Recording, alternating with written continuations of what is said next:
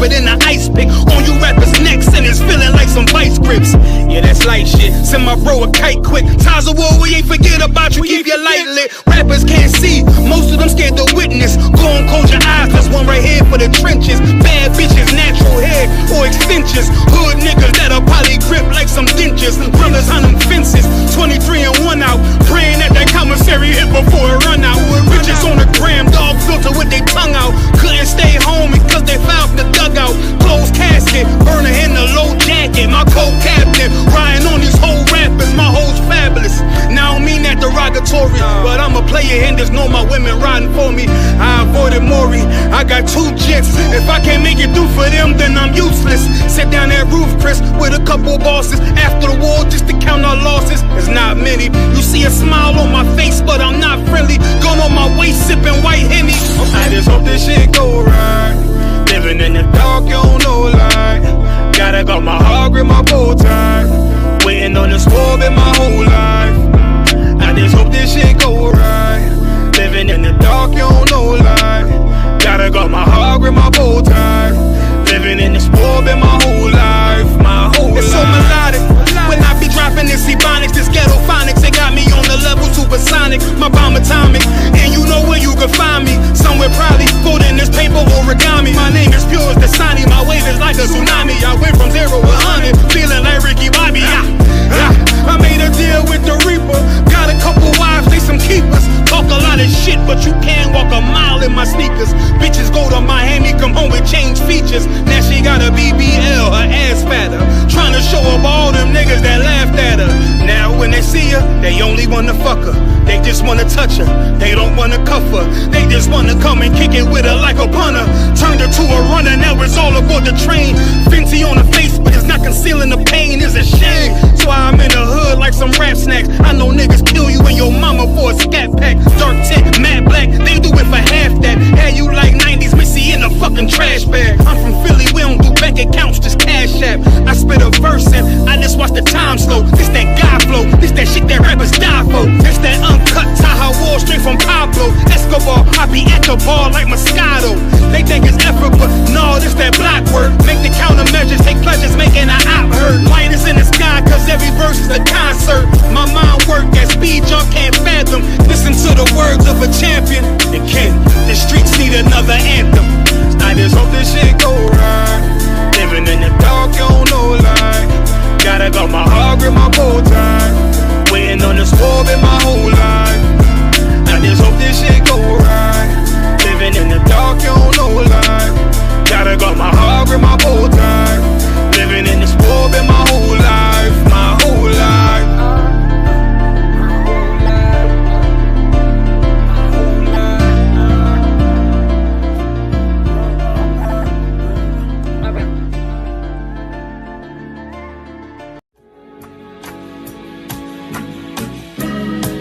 They killed, give me Isaiah 14 and 21. They did the same thing to my people. So you said that they put millions of my people. Yes, you said so. Should a murderer go to jail for murdering? Absolutely. Should a thief go to jail when he steals? Absolutely. Should a robber pay back the money he robbed? Absolutely. So why shouldn't the white man pay for what he did? That's right. That's right. One day you'll see just how it feels. Payback is a dog. It's a dog. Payback is a dog. It's a dog. Payback is a dog. It's a dog. Payback is a dog. It's a dog. I'm in a hell of a hole, was never expected to grow. Just obstacle set in the road, that a result of me selling my soul. The story I'm telling is cold, but yet it's what everyone knows. The white man's the devil is known. America was never our home, only a place of captivity, safe facility, hating disfigure me. They claim that I'm lazy, be killing me. Maybe this slavery draining my energy. 400 years and counting, the trail of my tears is countless. Main fact that I'm here is astounding, but I can't wait till this shit is surrounded. Ready to tangle my king and the angels, be ready to rap. Crack in the sky, nuclear missiles will make it official, I'm capturing every cracker surviving. Put them all in chains where they need to be, slavery for me. And let the whole world see that with them in the cage and safer in the streets. Put the dog on a leash, get resolved for the beast. 144, get the ruler show, we could all be at peace. As soon as the trumpets are sound, your kingdom we busting it down. The only way justice is found, the time for your judgment is now. You'll see just how it feels. Payback is a dog. It's a dog. Payback is a dog. It's a dog. Payback is a dog. It's a dog. Payback is a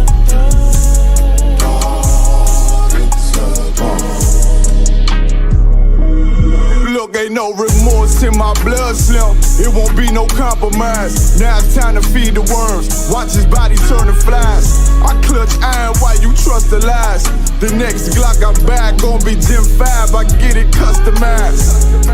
And sending shots off like farewell. Praying payback come back around like a carousel. Still remember your Honda's words ringing in my head like bells. Said you in this body, you fit the Lord, fuck the cartel. Triangle choke, apply pressure to the game like I did Vondale. Payback's a bitch in a dress, she a bombshell. Revenge is served cold, I just hope they making oxtail. Glock fresh out the box, I swear it got that new car smell. Made myself a target in the world of mad shooters. That was designed fire for our babies to pass through it. And the day of our king's reign, I'll be overzealous. They bought my jealous, I bought brand new parabellums. someday you'll see just how it feels. Payback is a dog. It's a dog. Payback is a dog. It's a dog. Payback is a dog. It's a dog. Payback is a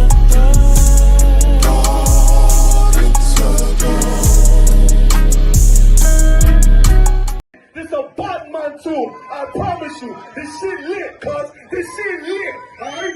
Run that joint.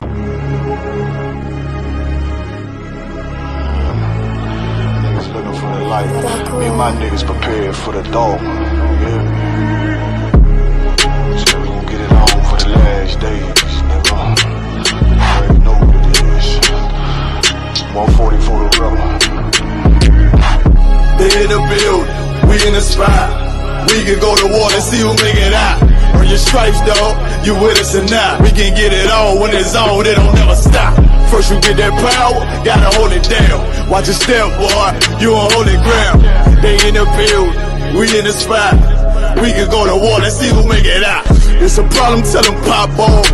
I die for I let my colors fly, boy. For a nigga take me, they a drop dead. AR, clean them up like a mop pig. Say he cool, he bad, he really so tough. They like, damn, look what he did, it really go rough. Little bitch think she Kiki Palmer, silly hoe. She know I'm that bull, but I ain't from Philly though. From the city where they say about that ribbon like petty poops. Know them niggas plotting, gotta deal with me. Can't catch me slipping, got to steal with me.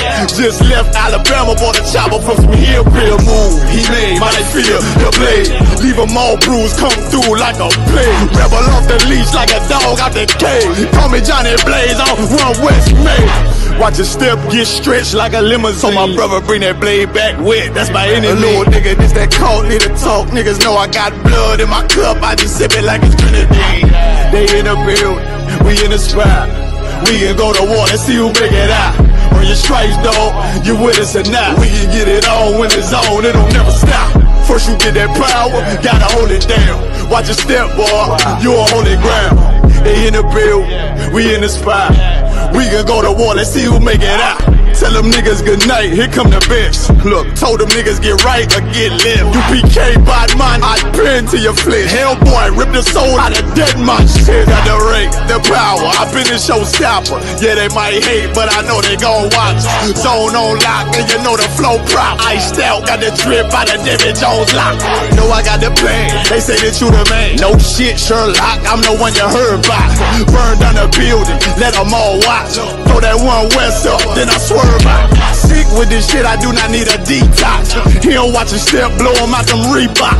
We taking over, I'm sending the word out. Can't see me, little nigga, I put you in a bird box. Look, it's one West Practical, Gladiator, Maximum. Creep on them slow, but they Glock 5 Rapido. All I want is more power, more straps to blow. Ain't got excuse for no cow, he gon' have to go. They in the building, we in the spot. We can go to war and see who make it out. Earn your stripes, dog, you with us or not. We can get it all when it's on, it don't never stop. First you get that power, gotta hold it down. Watch your step, boy, you on holy ground. They in the building, we in the spot. We can go to war and see who make it out.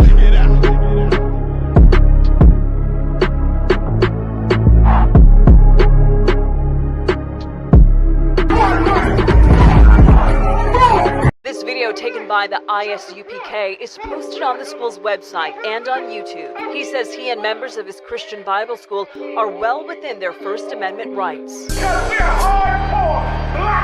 But shop owners say they've heard enough. Today in court, their lawyers argued the group is trespassing. In addition, they say the group Niggas want me dead. Crackers too, but these coon ass niggas, they for the feds. My stick full of lead. In case these whole niggas try me, man, I'ma have to make that bed. No need to even flex. Cause how I walk it, how I talk it, let you know my speech direct. You heard what I said. Another move, your life passing through your mind, now you're big.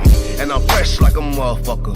Niggas hating cause they more want us. I'm just coolin' by myself, but now they all on me. Shut up, bitch, eat a dick, I don't wanna love you. Sippin' that pool, wow, got you laced up out your shit now. Look what you finna do, wow, it's hot. Hop around these niggas till you flop. I'm busy getting mine, but all these niggas wanna duck. But it's cool, let me know I'm on the top. Steady in the courtroom, always fighting cops. Call the white man the devil, and that's off the top. So they try to stop my movement with a block, but I beat the case every damn time, so they watch. Waiting on the nigga to try to make me slip up. Walking up on me like homeboy, what's in your cup? Do you have any drugs? Well, let me see the slugs. Make it your bitch ass back, get mad, you ain't getting love. Your wife made you clip it damn nuts, yeah I know. Crazy what coon people will do for these hoes. But I ain't even pressed, I see why you going on. My nigga, you dead wrong, bust a netball, get it on. Black and white land, shit is crazy. Black and white land, shit is crazy. I'm freshen up, cleaner than the motherfucker. Good juice in my cup is redder than the bloodsucker. Drip on leak, yeah, drip on me. Hey, talking about, but what the fuck do you mean? Yeah, you see these damn bitches, they be choosing on me. But I don't want the bitch, but that bitch drooling on me. I get the walking on the club, she wanna moving with me. But I won't have it cause she easy like spaghetti, homie. Unleash it to the G. Who is he, that nigga from SC? Get your level straight before you approach a G. Cyan TC 0013. Sits on the stick, it got me cruising off the scene. The fuck do you mean? Yeah, nigga, yeah. They nigga be hating, but they can't penetrate us. Tryna shoot at us now later, but I'ma get you now. Potato on the bow, blang, blow. But even 30 years later, videos don't necessarily lead to convictions of officers. Advocates for reform say that needs to change.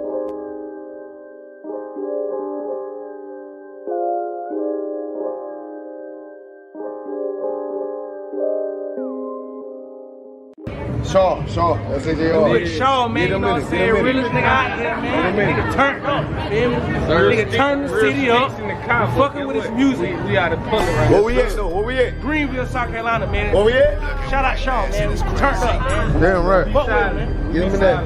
Right. Birds, you dig? There you go, brother.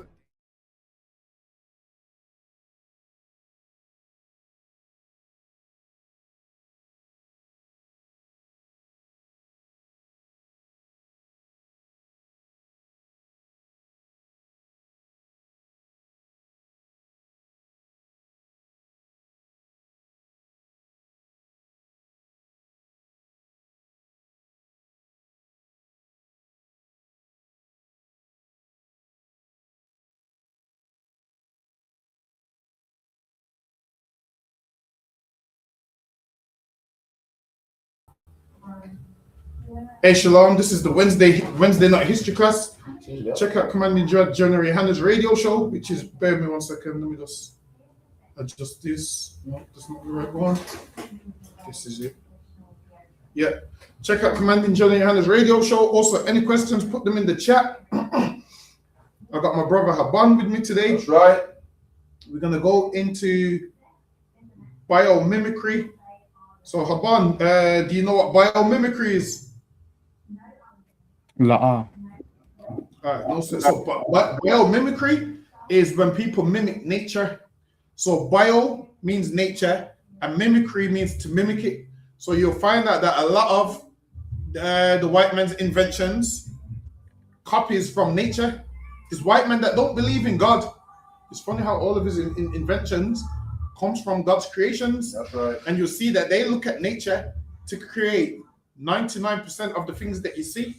99% of the things that you see, they stole from nature. So I'm going to get my first slide. Bear with me there. That's like if you could read that for me, Haban.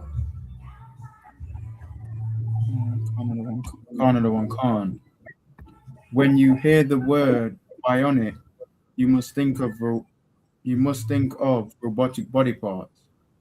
But bionics, a combination of the word biology and electronics, means so much more than making robotic limbs. It is engineering inspired by biology or nature. See, and it's inspired by biology or nature. So a lot of things you see is inspired by nature. So how do you think you can fly to other countries? That's inspired by nature. That's right. It's inspired by birds. How do you think you can go on a train? That's inspired by nature. How do you think you can go in a car? It's inspired by nature. How do you think they make cameras that can go underground and find out if there's anyone under there? That's inspired by nature. They look at nature, they look at spiders, because spiders can go through rubble. So they said, okay, we need to make a camera that operates like a spider. And then that's how they can see underground without them getting harmed. That's how they can see it. In order for them to go to deep into the ocean, what did they have to do? Make their camera the same as a whale. Listen, they copied nature so much that for swimming, they started giving people like a kind of a skin. And have you noticed when people wear the flippers, it's like a whale's, what's it called? A whale's fins. So that's why they wear flippers, which is like a whale's fins, because they studied it and said, yo, this helps you swim better. Earlier, they used to allow swimmers in swimming competitions to swim with those things, and then they was cutting down the time and winning races, and they said, no, we have to ban it, man. That's why when people go swimming, they wear the costumes. They made the costumes based off of how whales and those things skin is. That's why the costumes look like that. Why? Because it was helping people swim. It was helping people do what they wanted to do.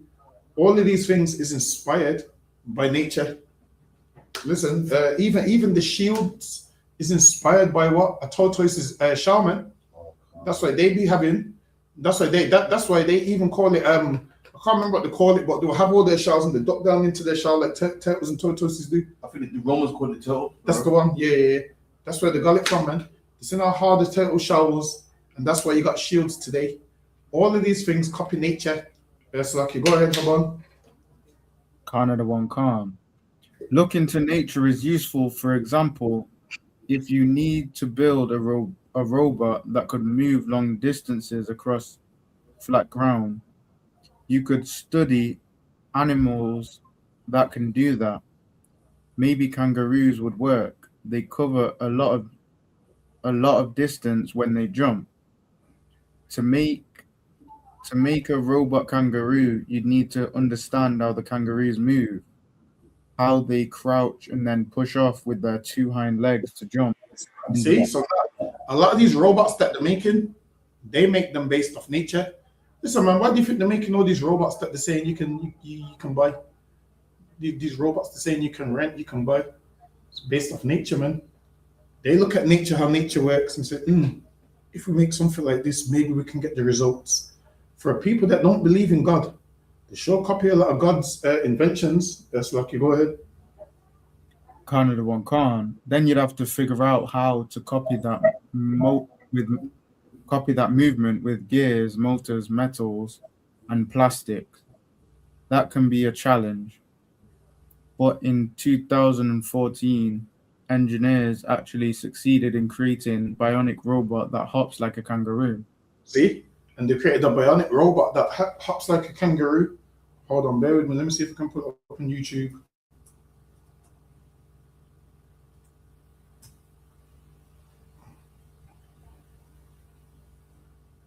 Bear with me.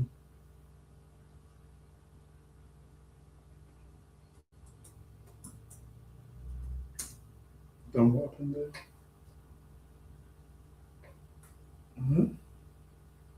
Oh, how come my screen's gone black? Oh, what happened there?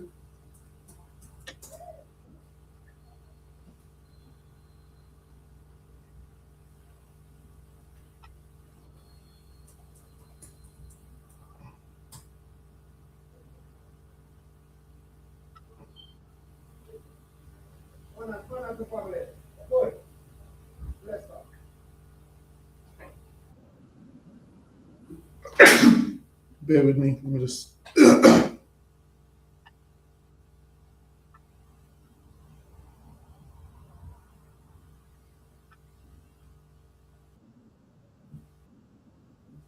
right, bear with me. Let me just share it on the screen.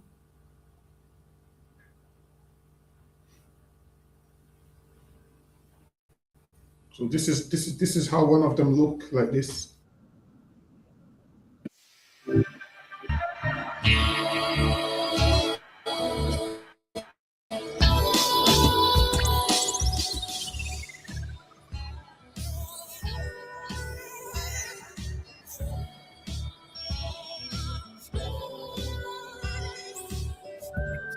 So now they looked at nature, they looked at how kangaroo works, and then they created a bionic robot to mimic a kangaroo because they wanted some robots that can travel long distances. So what you need to understand is people give the white man all the credit in the world for creations.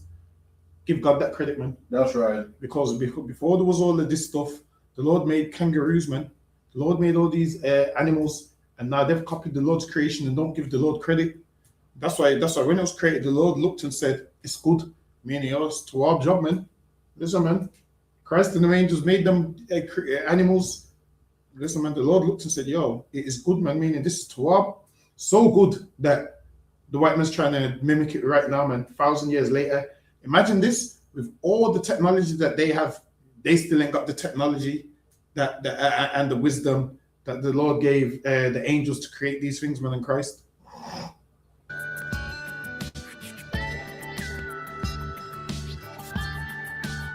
And then now they make it jump off its hind legs. That's how kangaroos jump. So look.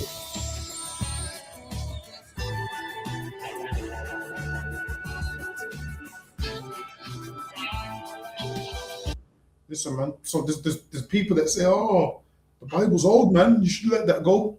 Listen, the white man don't let it go when he wants to make his creations, man. He looks at the Lord's creations and says, "Yeah, we need something. We need something like that, man."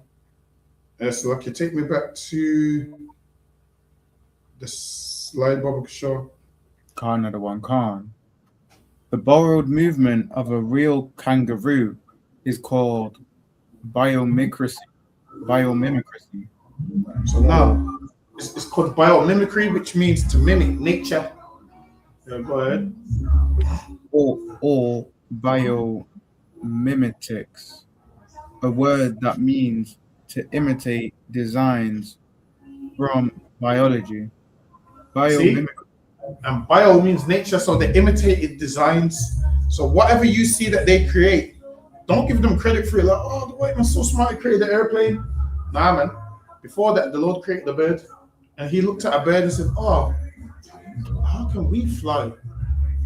And the first planes to create, guess what they did? Even the landing, to make it like how a bird lands. Like while it is, the white man kidnaps animals and studies them. Same like how he studies us. He'll take these animals and study them. He will study how eagles swoop down into the water. And then guess what he does? He makes the train's beak. No, he makes the train's front look like an eagle's beak. Because he knows that stops the sonic boom when you come out of a tunnel. Because before that, all the wind would push back against the train.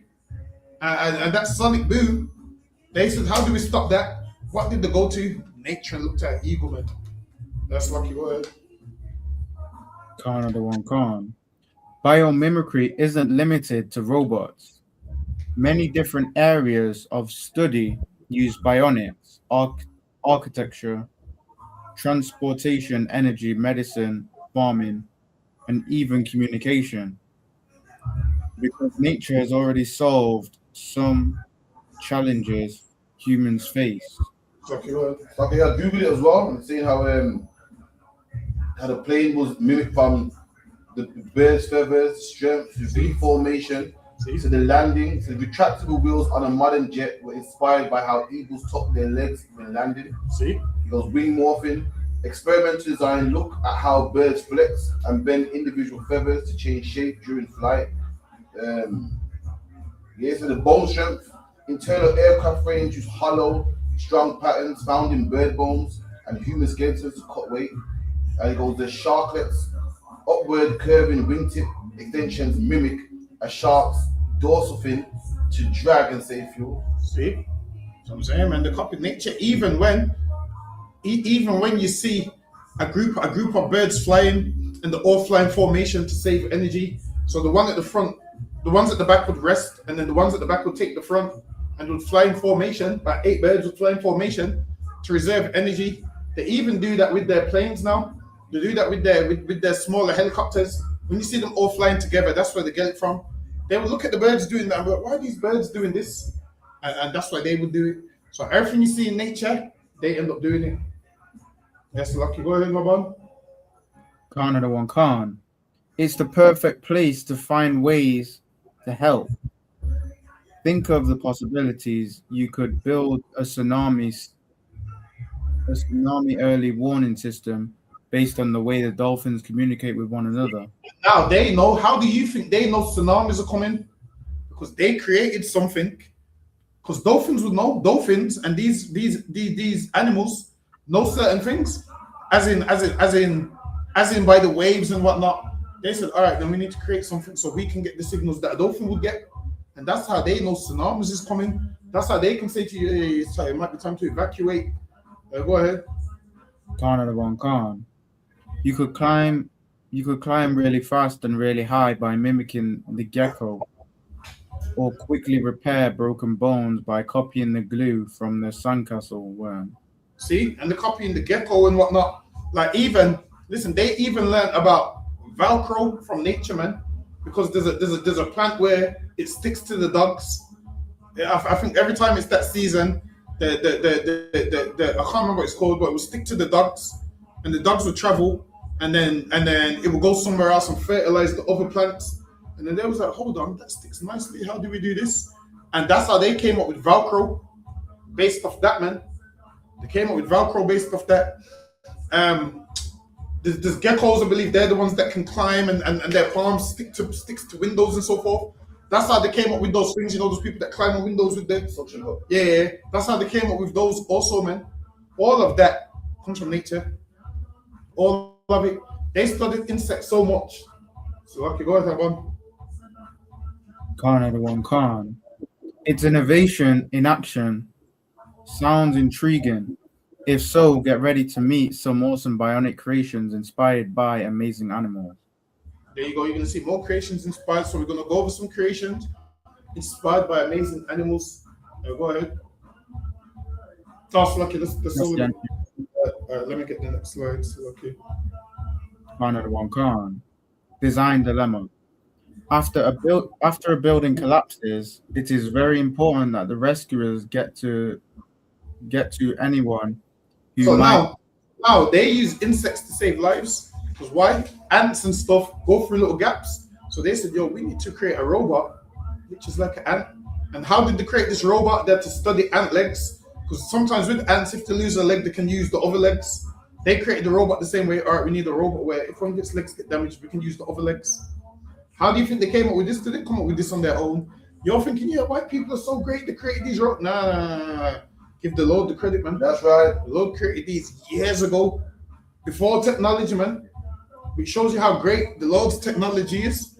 So every time a white man tells you don't believe in God, you ask him, all right, well, do you believe in, biomimicry and all of those things? And if he says yes, ask, well, where did they get those ideas from? Where did man get those ideas from? And then you would have to go back to nature. That's lucky. Go ahead, Haban. Khan of the One Khan. To get to anyone who might be trapped inside fast. The problem is, how do you search and rescue teams How do search and rescue teams know where to look for survivors? See, it says how do search and rescue teams know where to look for survivors? Because if there's a ton of rubble, you wouldn't know if someone's under this part of the rubble or that part of the rubble. So guess what they do? Create a robot that works like a spider, and it with a camera on it that helps them get through the rubble. Listen, man, the Lord is smarter than any white man. So like, go ahead. Can't. Some buildings are huge. People or animals could be trapped anywhere inside. If the rescue team had something that could crawl through the debris to give them a good look inside, that would certainly help. Damaged buildings can also be dangerous places. Crumbling walls, smoke, Listen, and man, dust could injure rescue. if you've ever been in an earthquake or no family that have, and they've been safe through the rubble, you should thank the Lord, man. Even without the creation, you should thank the Lord, man, because they use these creations to find people that's under the rubble, find people that's alive. I'm sure Japan had an earthquake today, right? Today, didn't it? I'm sure Japan had an earthquake. Let me check. Someone had an earthquake today. I caught a glimpse of it on the news. Someone had an earthquake. Let me see who. Let me see if it was Japan. They had something. I think so, yes. 6.8. Japan had an earthquake today. Yeah, man. Japan had an earthquake, man. Listen, man. What do I care? Is it my business? No, it's not. Whether or no or not Aban, is it my business? It's not my business. The amount of Japanese people that don't like black people.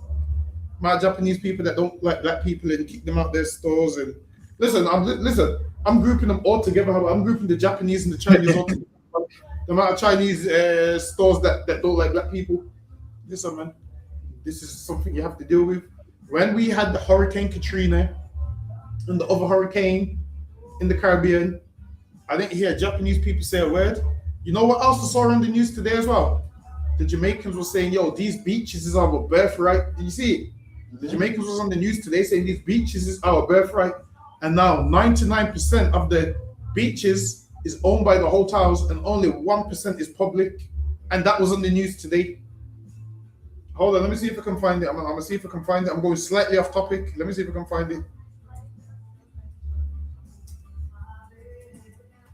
Get me. I seen a Rastaman on there, and I said, "Yep, you ain't getting the beaches back." I said, "Yep." I said, "Yep, you being on there, you definitely not getting the beaches back." Hold on, here it is. I'm gonna try to play a bit of it. Use man, you're not putting the smartest black person on there. You're not putting this. You're not putting a good representative of us on there. Hold on, wait a minute. Let me play. Hold on. This was today. This was right as I was about to leave out for class. Hold on, bear with. Let me. I need my beach can bar the people's hoops right. This is our birthright. For generations, Jamaicans have walked these shores freely. But today, access is increasingly restricted. Just 1% of beach base is free and accessible for those to use. Accessing the hotel. Imagine they said only 1% of the beaches is free. Like that grandma, like grandma said, this is our birthright. Listen, grandma, if you think that's our birthright, we got more than beaches, man. That's right. Listen, we got a whole land and covenant, which was our birthright, man. That's what we have. These men don't even give us the beaches. Oh, imagine this. They've sucked everything out of Jamaica, and now you have to pay to go to the beach, man. Imagine that, man. Because all the Chinese, listen, Japan needs another earthquake, you know. I'm telling you, send another one, man. So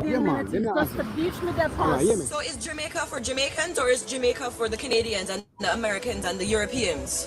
Who is Jamaica for? Fences all the way from the land, all the way into the water. From walls in the ocean to legal loopholes, Jamaica's battle for beach access has become a fight between local communities and powerful interests over who gets to enjoy the island's coastline. And these hotel companies, is hotel owners in the Caribbean. I believe a lot of the East Indians and Chinese own the hotels. So now they're making all the money off the beaches. So apparently if you want to go to the beach, you have to book into that hotel. So it's like going to a spa. You have to book into that spa to get access to the pool. These beaches are meant to be free.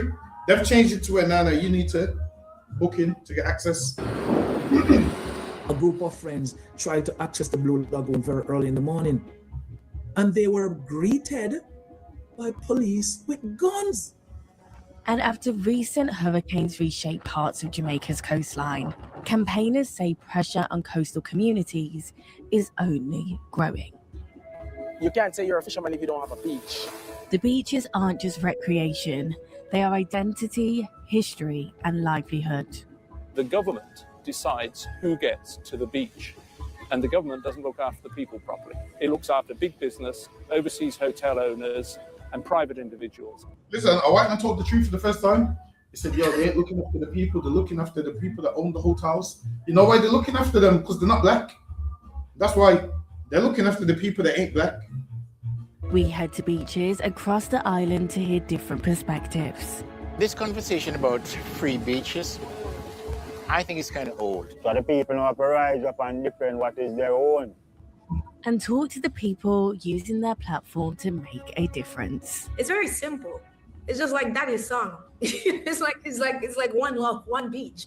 This is Jamaica's fight to reclaim its beaches. We've been investigating beach access in Jamaica for around a year.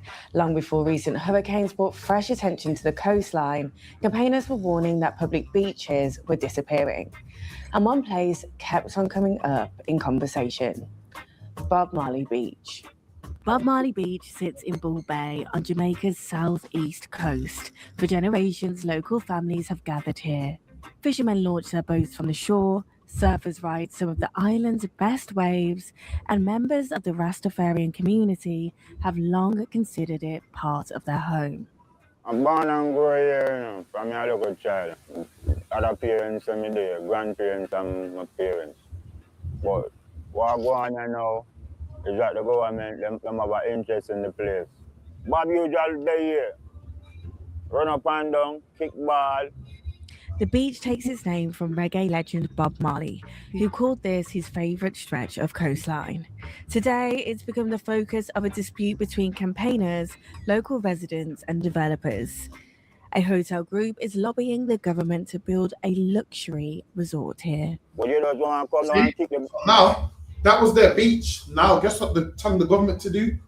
Build a luxury resort there. So now, Haban, if they build a luxury resort there, what happens to that beach? That beach becomes luxury resort property. There you go. Meaning, when you want to go Bob Marley Beach or whatever they want to call it, you can't even go there now because it's going to be part of the resort. So that's what they're campaigning against. Take away the local poor man now. I don't know that.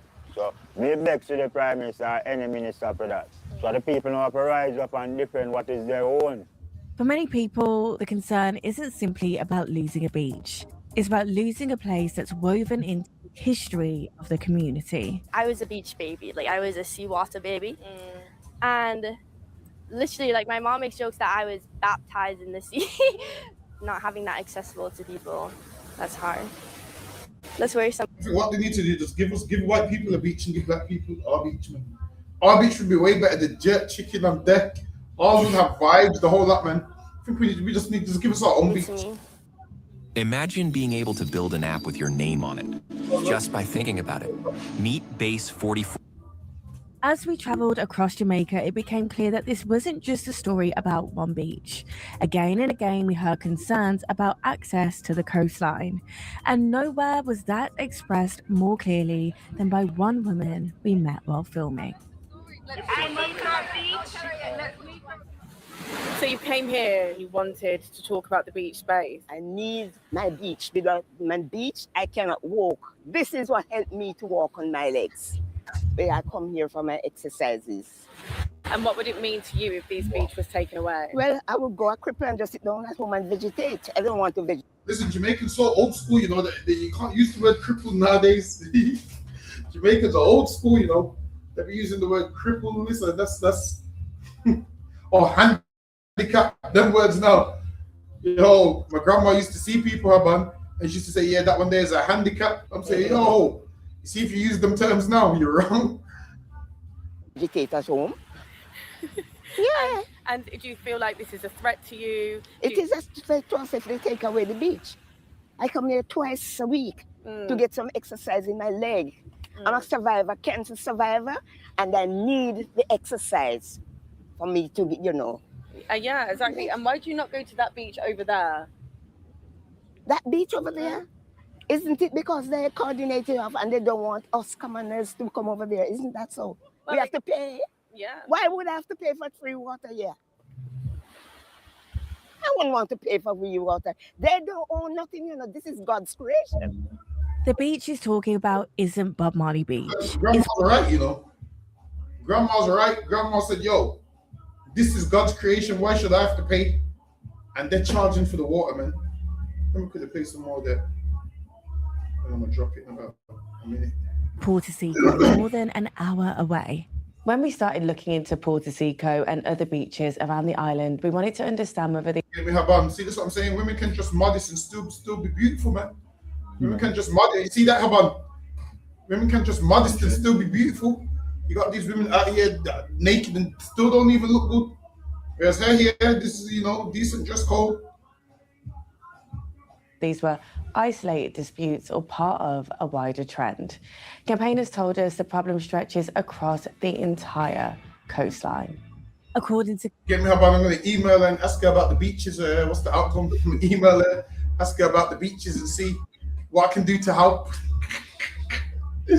I'm going to see what I can do to help to get us all back on the beach. Campaigners, only a small percentage of Jamaica's coastline remains freely accessible to the public. Many beaches are attached to hotels, private developments, or attachments that charge entry fees. And while the law says people should be able to access the foreshore, campaigners claim reality on the ground often looks different. This morning, 5 policemen and one with a big old rifle. what did they say? They said we cannot come and swim here. We, the people, only have access to 2.8 miles, right, of the coastline, is beaches that are accessible to the public. So that is a mere 0.06%, right, of public beaches that are accessible. Countries like, Barbados, St. Lucia, Antigua, we see all these St. Kitts, Grenada, that their people can access their beaches freely. It really paints the picture of, landlessness. So how did Jamaica get here? To understand that, we head to Montego Bay, the heart of the country's tourism industry.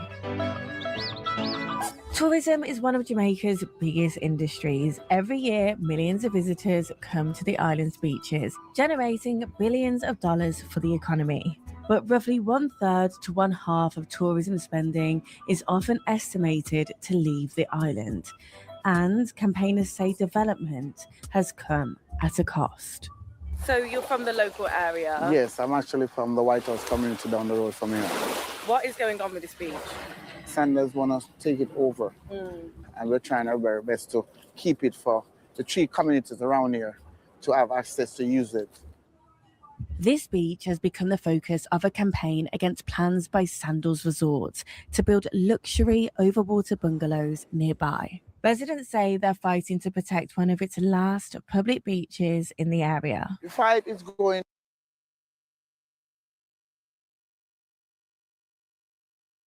It's like you said, I can't hear you. You're muted.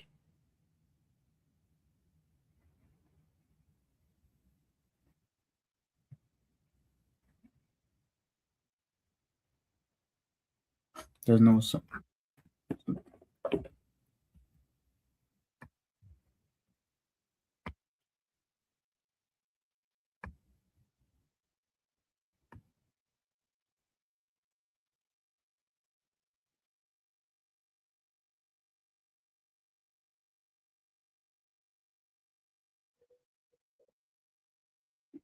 Three, 1, 2, 3. Can't I can hear you now.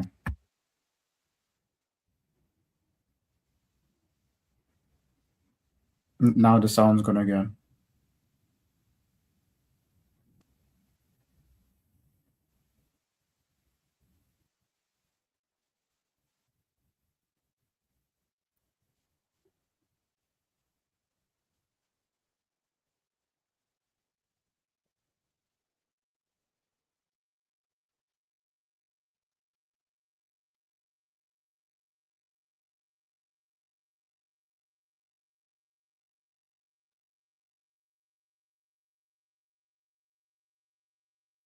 To start things off, we're going to go Mercedes-Benz.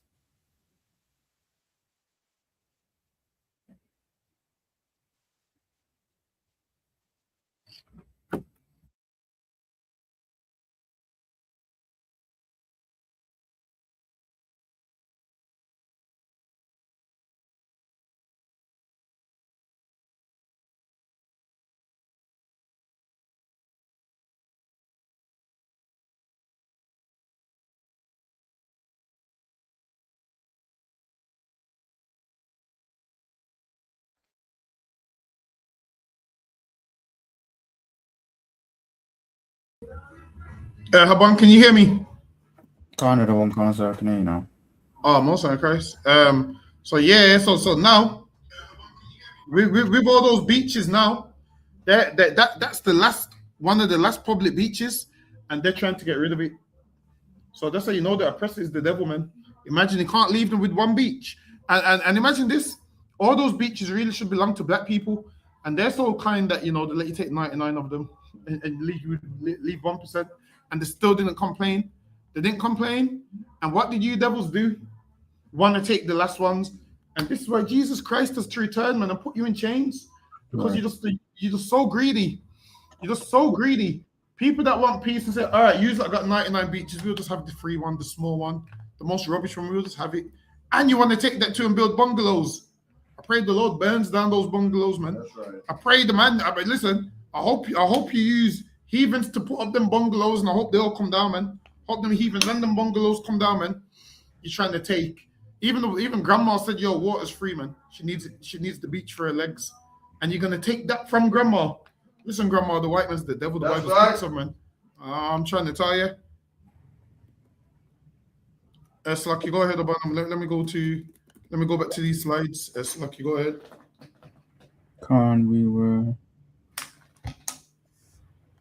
Crumbling walls, smoke, and dust could injure rescuers, requiring them to be rescued themselves.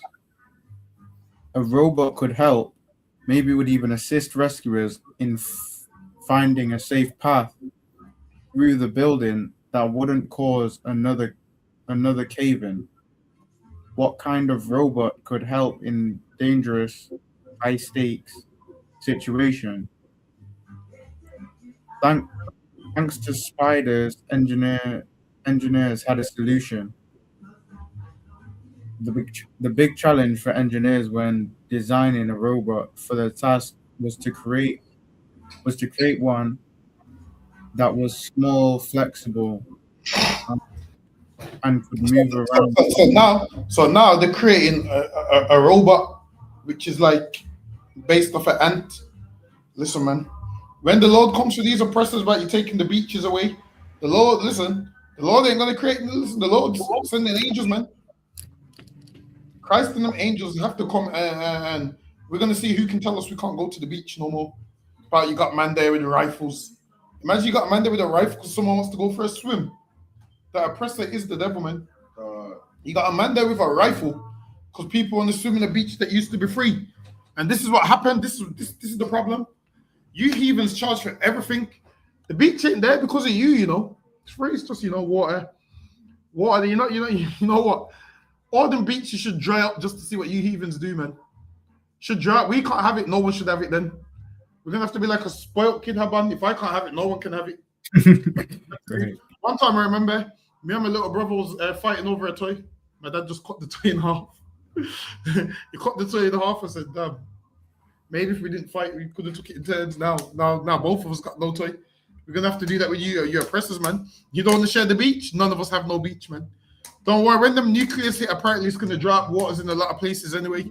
Apparently a lot of water is just going to disappear in front of your eyes in a lot of places, you devils are gonna cry. And guess what? We got nothing to cry about because we're gonna say, you know, we never used that beach anyway. The devils are gonna cry and say, no, the beach is gone. So Lucky, go ahead.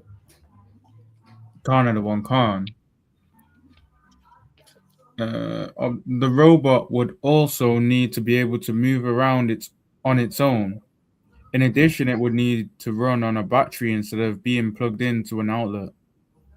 The engineers thought a spider would be a great animal model. See? And now they looked at a spider of how it moves. They even looked at its movement, how it goes, how it can go from left to right, straight, how the legs move. Created the spider to do the exact same thing. Go ahead. Khan. It's not easy to build a robot spider with lots of moving parts. After all, a spider has 8 legs, each of which can rotate, flex, and extend on its own. Each leg is made up of 7 different segments connected by tiny joints. See, so now they looked at a spider's legs. I said, all right, well, a spider moves like this. So imagine they picked apart a spider, took away one leg to see what it would do, next one see what it would do, and they worked out, all right, so if we're going to make what we're making, if we make it like the spider, we might be successful. Go ahead. Khan. For a spider to move, it needs to pump blood-like fluid through its joints. This allows the spider to move different parts of each leg as it walks. In addition to moving its joints, a spider keeps 4 legs on the ground at a time. As it walks, 2 legs pull forward while the 2 others push from the back. The 4 that are not on the ground rotate and get ready to take the next step. The spider repeats this pattern over and over as it scuttles across the ground. To make the robot spider walk, engineers need to create thousands of lines of computer code with directions telling the robot how to work its legs. This included building up pressure in its legs and instructing the artificial hinges to open and close like joints. This process. So now they made this robot the same as how, you know, a spider moves, down to the legs, down to building up pressure in its joints. So don't think they've got great creations and, oh, look how great they are, they're creating these robots. Look, man, it was nature before they even thought of it, man. It was normal before they even thought of it. The Lord had these creations before they even thought of it. What they're doing ain't nothing special. They're trying to copy the Lord's creations and they're just not good at it. They're doing okay, but they're just not good at it. Always give the Lord the credit. Every time you see a robot and start getting scared, or I robot this and that, a lot of the time they're just copying the Lord's creations, man. It's lucky. Go ahead. Khan. This process made the legs extend like a real spider's. The robot spider is larger than a real spider because it values compressors and control units all must be contained inside its body. Even so, these leggy machines will be very useful at disaster sites. See, so they made these for disaster sites. So you have, like, you know, collapsed building. Can you imagine Japan's probably going to be using a couple of these? Japanese going to be using a couple of these in about 5 minutes. Probably using them right now. Ask Japan if these things work. They'll tell you, Japan will tell you this is a good creation. That obviously, as for me, I wouldn't know. The Japanese know. The Japanese know this is a good. There's a man under the rubber right there that can see one of these right now. Haban. What we're reading about right now. If a Japanese man could open his eyes wide enough, he might be able to see one of these right now. Listen, I'm not concerned with the Japanese. This is what I'm concerned about. Grandma not being able to go to the beach, man. Right. That's what I'm concerned about. I'm concerned about grandma saying she said she's a cancer survivor and she comes to the beach twice a week. And these lot are trying to say she can't go there and they're pulling out rifles. That's what I'm concerned about. I'm not concerned about a Japanese man under some rubble. That's not my top priority right now. The beach is more important. So go ahead, Oban. Is that waterproof also? Is biomimicry? Yeah. There's a whole 50 things.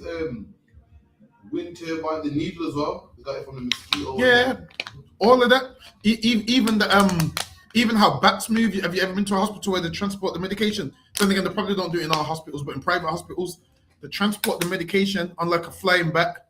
You've probably seen it on TV. Yeah, isn't it? Oh, let me see if I can find it. You must have seen it.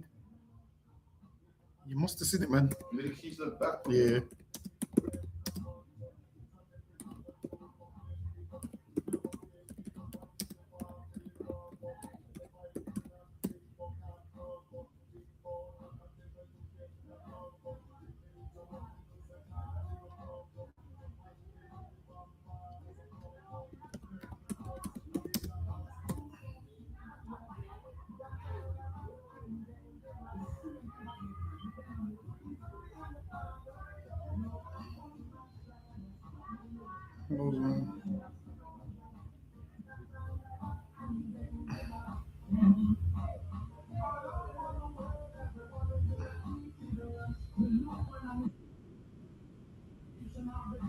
This is my life. That's the new shit.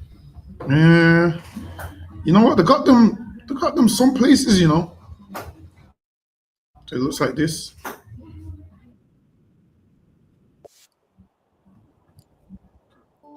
Medications on it.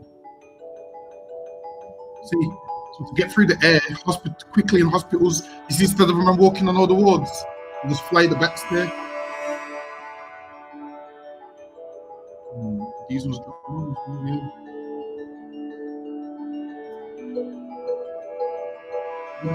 Dissection on all the drones. I'm telling you, man.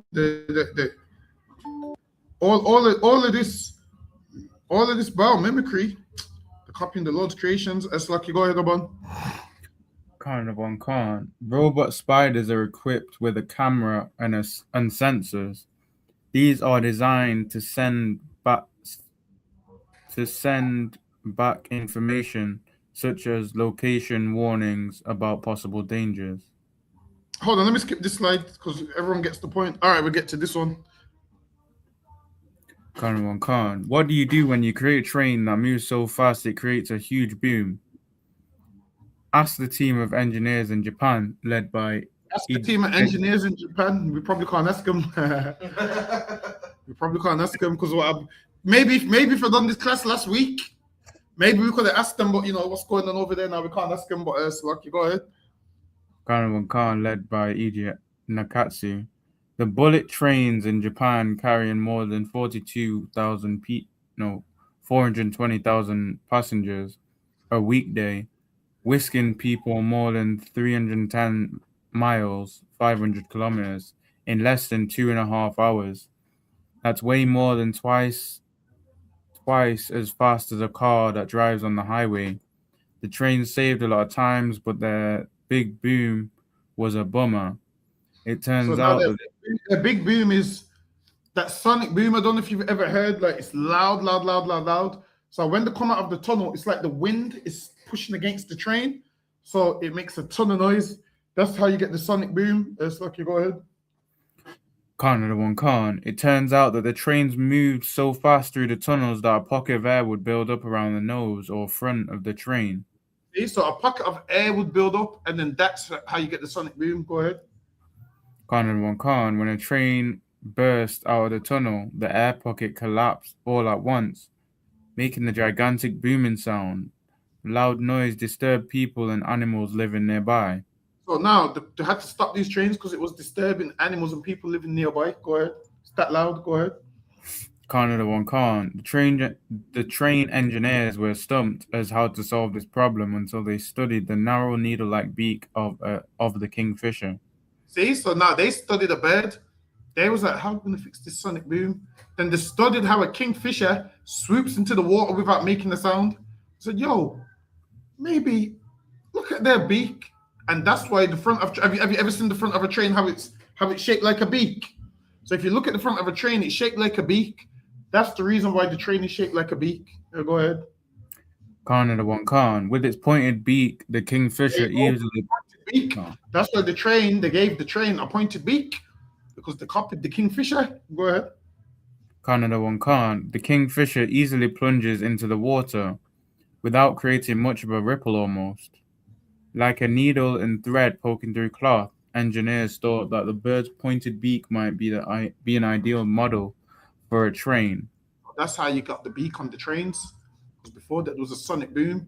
So they looked at the kingfisher, how it swoops into the water and picks up its prey without you even knowing that it's in the water with you. It just goes straight in nose up. There's a hold on. Let's try to create a train which has a beak of the kingfisher, and let's see if we still get the sonic boom. So that's what they did. Go ahead.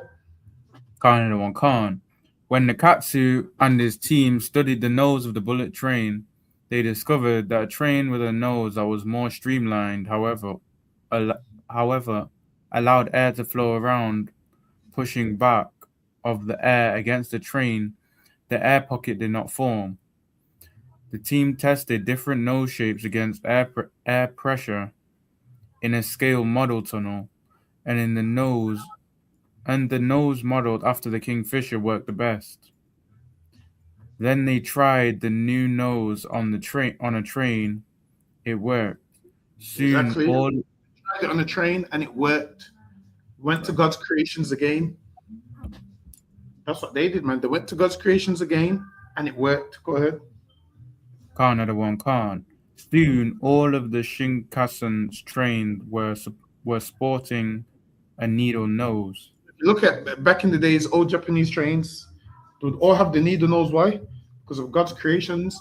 And imagine this: these heathens are using God's creations to get by when the Lord gave us His wisdom, man. All these things are coming from us. It wouldn't surprise me if a black man engineered a lot of these things secretly anyway, and they just put their name on it. Wouldn't surprise me to do that with a lot of things. Black man engineers loads of things, and his name just ain't put on it. Like they won't tell you things like Mount Everest. They won't tell you that East Indian came up with the calculations and he measured it, and then a white man took the credit and named it after himself. I think his name Thomas Everest or whatever the hell his name was, Sutton Everest. But they won't tell you that East Indian that counted it and worked it all out. How's the mountain and whatnot. Slucky, go ahead. The booming was eliminated, and people and animals living near the tunnels were no longer bothered by the excessive noise. There you go. God's creation solved another problem. That's right. Let me get the next slide. Yes, Lucky, go ahead. Khan. Robots break. After all, they have hundreds, even thousands of tiny parts. It's a big problem if robotics break when they are far from. So now they looked at a sea star and it can lose a leg and it can continue. And they was like, oh, we need to make our robots like that if something breaks on it, it can continue. So they looked at that, and that's why some robots can continue if they're broken or damaged, because they looked at creation and worked out, all right then, because it's shaped like this, it's got the ability to do this. Let's make whatever shape like that and see if you get me, we can still get it to work. So Lucky, go ahead. Khan, like deep underwater or in space. How do you fix a robot that needs to move around when you can't get to it? Years of hard work and a lot of money could be. So now they're saying if we have a robot underwater and it gets damaged, we can't get to it. So they looked at the sea star and wondered, how does it move around in the water if one of its arms is gone? So they said, hold on, if we make our robot the same, when our robot's damaged in water, it might be able to keep moving if we make it like the sea star. So okay, go ahead. Khan. Lots of money could be lost if researchers can't retrieve that broken bot. Never fear, said the researchers at Cornell University in New York State, USA. They designed a walking robot that can adapt to losing a limb. So now they designed a walking robot that can adapt to losing a limb. Go ahead. That's the end of that. That's the end of that. Let me go to the next slide. That's Lucky, go ahead. Khan. Scientists have developed a four-legged robot called a starfish that is programmed differently from many other robots. It is not given exact instructions. Instead, it can discover its own abilities. The starfish robot has a unique way of thinking. Engineers created the robot so that it recognizes the location of its legs and then programmed it to move forward. But the robot is not told how to use its legs for walking. It must figure that out for itself. See, so they've created a robot. To get a lot of these robots, this is what you do. They give it like a brain. So if you know anything about computers, they give them like a chip or a brain, or they put code in them. So there's a man that will put all the codes in there. It's like a car to get a car computer to work. You put all the codes in there, and that's how it knows to do certain things. So that's why when you watch a lot of these movies like Megan, the girl's got a code, and when it malfunctions, she decides she wants to kill you, and all those kind of things. So they'll be putting all these codes in the machine to get it to work. A lot of things that you use has codes input in there. So on the back end, they have a database where they have software, and they put code in the software. In that software, they program this robot go left. Like even the control pad is programmed. That's why when you go left, it goes left. When you go right, it goes right. So it's programmed like, if pressed, do this. If that's pressed, do that. That's kind of how the program is computer language. So a lot of these things is written in computer language. So that's how they get a lot of these things to work. It sounds like it's deep, but it's not really that deep. Once you understand it, you realize you can code a lot of things. So Lucky, go ahead. Canada on Khan, how does it do that the way any human baby would? By falling and getting back up and trying again. Through this process. So robot to use its brain, like if something stops working, fix yourself and try find another way. Try and find another way. And that's why now we're getting so much robot movies, because a lot of these things, they're working on these in the lab.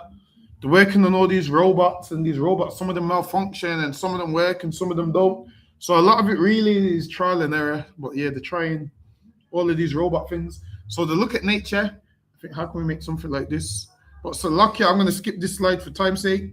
Everybody gets the point. All right, let me get this on, Habon. Khan, since the dawn of civilization, humans have been searching for ways to arm and protect themselves. See? So now, men was finding how to protect themselves, and they looked at the turtle and the tortoise. I said, well, they protect themselves. Maybe we need a shell like theirs and we can protect ourselves. Go ahead. Khan. Roman soldiers wore heavy body armor for protection. They also carry shields that weighed as much as 22 pounds. Although both of these were extremely heavy to carry around. Soldiers needed to be able to move quickly in battle, and they couldn't do that with bulky, heavy armor. See, so now they had heavy armor, and moving around with the heavy armor was difficult. Imagine you carrying like 22 pounds. 22 pounds is like what? About 12, 15 kg. Imagine you carrying that around with you. That gets heavy after a while, man. So yeah, they needed some shit. How are we going to get lightweight armor? How are we going to do this? How are we going to protect ourselves? Go ahead. Khan. Throughout history, armor began to get somewhat lighter, but the problem was that lighter materials don't always protect the soldier as well. There you go. So lightweight materials don't always protect the soldier. So you'll get lightweight materials, but then an arrow will go right through that, man. Right. Be able to go right through that in them lightweight materials. So there was like, we need lightweight material, but we also need something that's going to protect us. That's Lucky. Go ahead. Khan. And it wasn't flexible. Something that is also important for easy movement. The other option for soldiers today is to use hard armor. The hard armor relies on rigid core made from ceramic and clay, hardened by heat.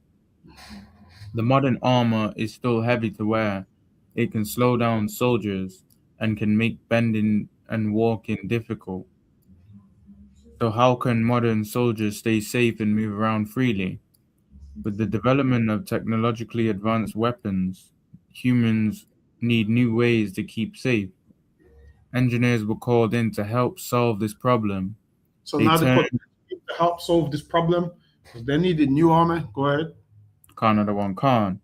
They turned to bionics, which animals would be the best to help with this problem? A turtle, of course.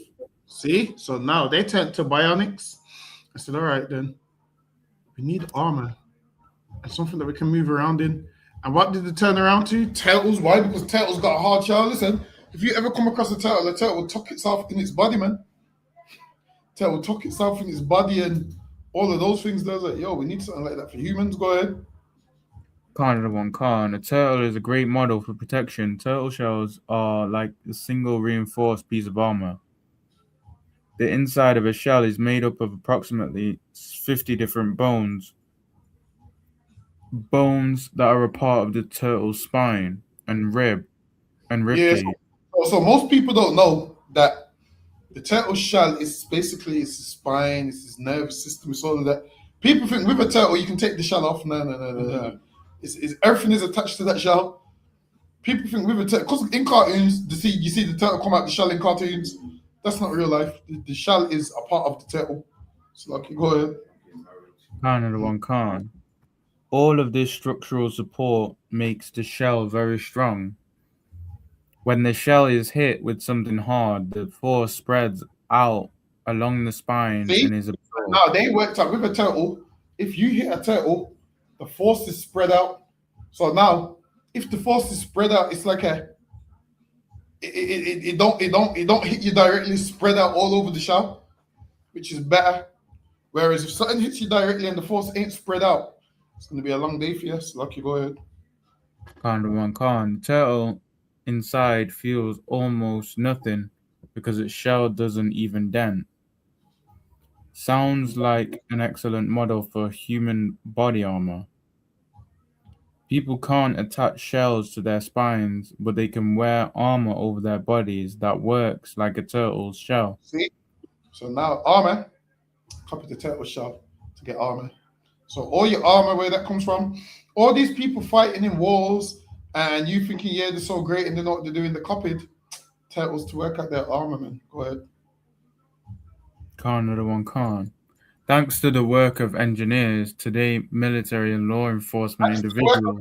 Engineers, no, they should thank the Lord, man. That's right. Imagine if, thanks to the work of engineers, if it weren't for the Lord creating a turtle, you'd be fighting in wars with no armor. You only have armor because you copied the Lord's creations. The white man's a copycat. That's what he is. It's like, go ahead. Khan. And law enforcement individuals use full body armor with reinforced fabrics that act like a turtle's spine and rib cage. The special fabrics help to deflect the bullet and keep sharp objects from penetrating the armor. See? Listen, man. The reason why you can walk around with your bulletproof vest and all of those things is because they studied the Lord's creation, man. You believe in the Lord without knowing you believe in. Some people believe in the Lord without knowing they believe in the Lord, man. Go ahead. Khan. Carbon fiber is a flexible, lightweight, and very strong material that makes the armor perfect for protecting humans. There you go. No shell or hard armor needed. That's the end of that. So let me get this one. Khan. How do you keep something from being damaged when it's involved in a collision? From the Lord's creation. Why? Because a woodpecker would peck at a tree and there's like, yo, how's it not injure its head? So they made the helmet and the shock absorbers based off a woodpecker. Go ahead.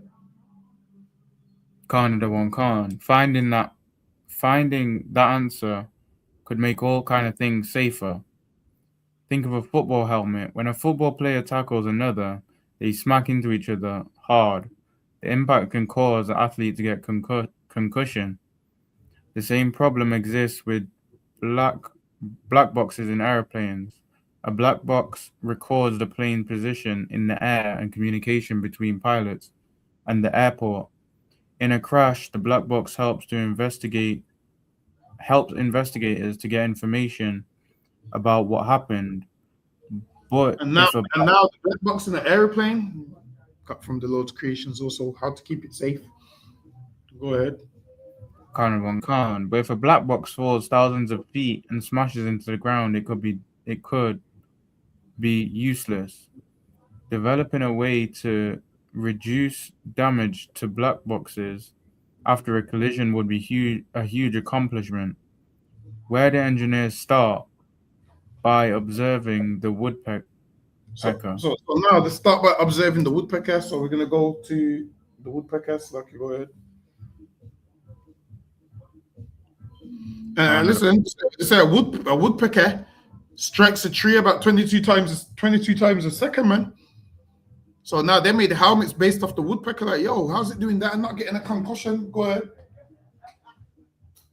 Khan. Hearing that hammering coming from a nearby tree, that's the sound of natural engineering in action. A woodpecker can pound its pointy beak into the bark of a tree between 18 and 22 times a second. Inside the tree, wait, the bird looking for the delicious grubs inside the tree, but engineers wanted to know how the woodpecker absorbs all that force without getting a massive headache. See, and they want to know, how does a woodpecker observe all that force without getting a headache? So then they created the black box like the woodpeckers had, helmets, all of those things. So when you're wearing a helmet on your motorbike or whatever you ride, then thank them copying nature. So like, go ahead. Another one can. They learn that the bird's head and beak are designed to absorb the force of hitting them against the tree, unlike humans, who have very hard bones. A woodpecker's skull's bones are spongy. That makes the pecker's skull that makes the that makes them flexible, and a woodpecker has a special feature called a hyoid hyoid layer that reduce vibrations. The hyoid rubber spreading out the force of the rat-a-tat impact instead of focusing it all in one place. To solve the problem of protection an aeroplane's black box, engineers created a steel case. This case is made of material similar to that of a woodpecker's strong beak. See? So now they made the black box in a plane out of similar materials to a woodpecker's beak. Stealing creation again. Hold on, let me see. Let me skip to the next one. What's the next one, Hold Can't. Olympic swimmers may be awesome, but they are slowpokes compared to most animals that live in water. Human bodies are not streamlined to glide through water like dolphins or fish. Plus, humans can only hold their breath underwater for about a minute at a time. Listen, you know, for years the white man's been trying to find out how he can fly without a plane.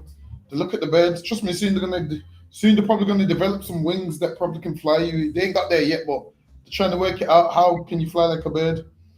Listen, there was a man. One time he put wings on and he jumped off I think he jumped off something and killed himself. He created some wings. He thought he could fly. He jumped off and killed himself. I think that's before they had planes. He tried. He tried flap in the air like a bird. It just didn't work. Right. Like sometimes, as humans, you have to realize, look, the Lord created me to be this. I can't be that. Listen, you got men trying to be women, man, and nothing surprises me no more. You got men trying to be women. Listen, nothing. A man trying to be a bird is yeah. A man's gonna try to be everything except what he's supposed to be. That's lucky. Go ahead. Canada one can, we tend to turn to boats and scuba gear to move faster, especially in a search rescue mission at sea. But the problem with the search rescue boats is that they require regular refueling, limiting how far they can travel. Rescue missions can also be dangerous for scuba divers if they don't know where to look or what obstacles are in the way. What if humans took inspiration from the manta ray? If humans could figure out how to create robots that could swim like these aquatic superheroes. See, so now they're trying to develop things that could swim like the manta ray. So they take these things. They take these things. Is that nigga looking through the window? Yeah, they take these things and that's what they do. They take. But hope I don't. But hope I don't open the door. Get me niggas looking through the door. Just come on in, man. You can come to class. Saki, go ahead, Haban. Canada one can. Rescuers could save more lives. For more than 30 years, scientists have been studying the unique way manta rays glide through water. Rays swim about 9 miles an hour, 15 kilometers per hour, nearly twice the speed of an Olympic swimmer, and can sprint up to 22 miles an hour for a short period of time. Creating robotic wings that move up and down as smoothly as a mantra's raise wings is complicated. Let me see if there's any more before we roll out. Yeah, this one's about just planes and birds. There's like night vision as well from the cat. Yeah, cat eyes. That's where you get the things that you follow on the motorway. I'll be honest with you, without those, I wouldn't be able to see nothing in the nighttime. So yeah, they call it cat's eyes to this day.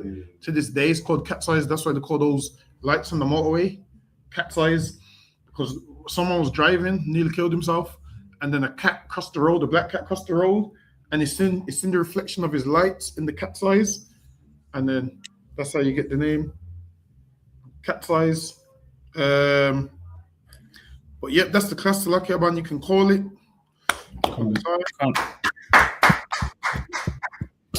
Khan one Khan, man of Israel, I'm Madiam. I'm Madiam Shabbath. I'm Madiam Barak. Yahweh Hashem Yahushai Barakatah. Yadim Atah, Saw, which means to turn. Man of Israel, I'm Madiam. I'm Madiam Shabbat. I'm Madiam Barak. Yahweh Shema. Yadim Atah.